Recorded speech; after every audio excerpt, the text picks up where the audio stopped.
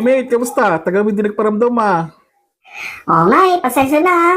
Kasi may pamilya tayo, alam mo naman yon, kaya medyo kipit sa kaperahan. Lahat naman tayo ata ganyan. Saan ka ba ngayon?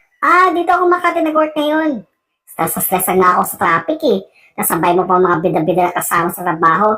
Tapos mga supervisor na ang hilig mag-micromanage. Oo nga pala, baka pwede ka next week. Maghahanda ako sa birthday ko. Punta ka. Wow! Grabe, naisip mo pa talaga akong bitahan. At ang tagal na natin hindi nag-uusap. Ikaw pa ba ang makakalimutan ko? Hindi yata mangyayari yun. Oh, naluluwa ka ba? Naku po, punasan mo nga yung mata mo. Baliw? Expect na kita sa birthday party ko ha. Kita-kits ha. Sure, sige punta ako. Ikaw pa ba?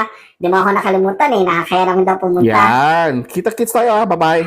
Uy, salamat ulit ha.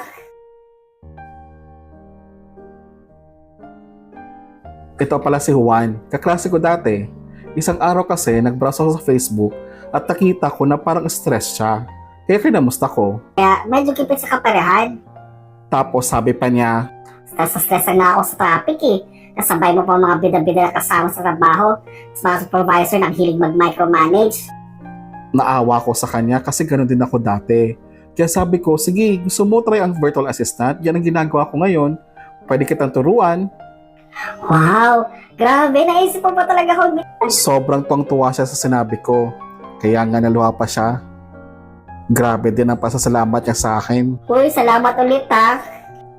Ang sarap pala talaga sa pakiramdam na may natutulungang kaibigan. Sino pa kaya ang matutulungan ko?